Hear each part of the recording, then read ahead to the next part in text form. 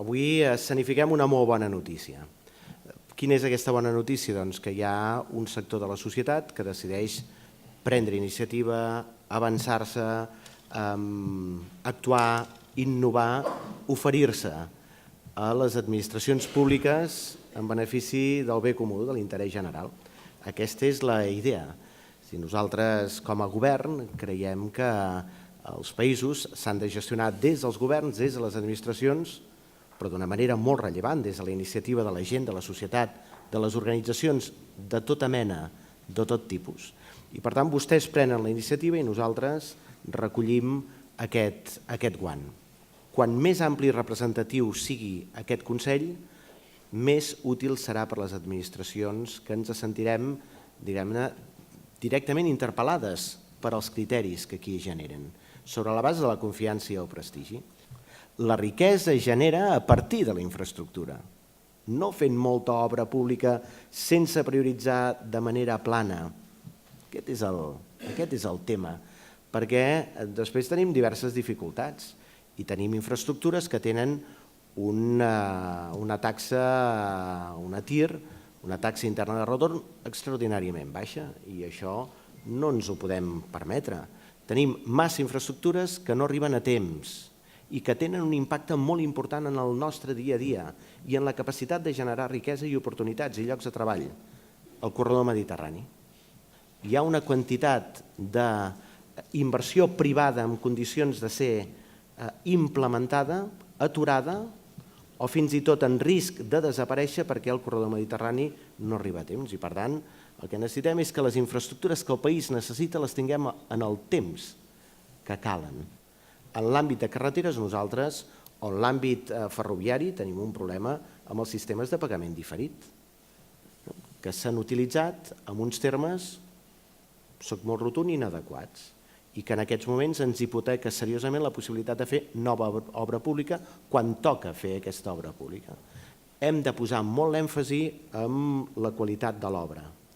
La qualitat de l'obra que passa per la qualitat dels projectes. Això estic absolutament d'acord amb aquest criteri. Un projecte potser és la inversió no el cost, la inversió més important que es pugui fer, perquè el procés de gestió, de maduració dels projectes d'obra pública, de gran obra pública, són molt lents. I el que necessitem també són elements de concertació que ens permetin que aquells temes estratègics, governi qui governi el país, no s'aturin en la seva tramitació, en la seva gestió. Obres a demanda, cost-benefici, taxa de retorn, retorn econòmic, social i ambiental. Aquests són els tres elements. Però algunes de les qüestions que tenim en agenda i que són molt importants, que puguem passar del titular en el detall, en allò concret.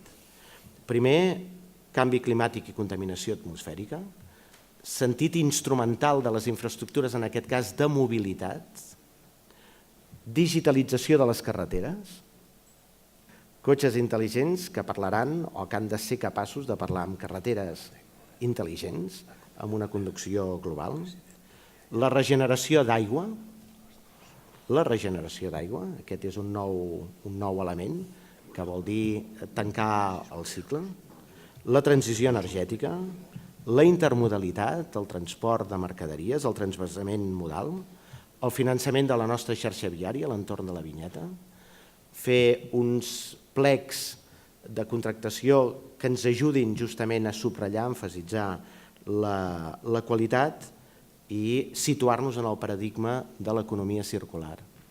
I en l'àmbit de les infraestructures, dels equipaments, és bàsic i és fonamental. Aquests són tot un seguit d'elements que el que requereixen és molta reflexió, cocció lenta, per entendre'ns.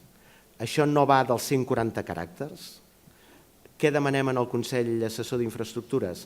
Que no vagin en la lògica dels 140 caràcters, sinó de reflexió profunda, estratègica.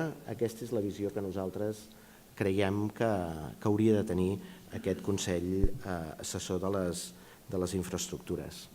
Incorporar també temes de manteniment, de com hem d'anar posant en funcionament noves infraestructures i, per tant, el que hem de ser capaços és, en una situació diguem-ne, de dificultat financera de les administracions públiques, que allò que contractem i executem pugui tenir, diguem-ne, un servei molt immediat, pugui entrar ràpidament en servei. I darrera reflexió. S'han acabat l'època dels plans, hem de ser capaços de prioritzar i aquest és un factor determinant, decisiu, bàsicament per reforçar la nostra competitivitat. I per tant el que hem de ser capaços és de fer una bona planificació, incorporant aquests elements, el cost-benefici, prioritzar donant sentit instrumental a les infraestructures.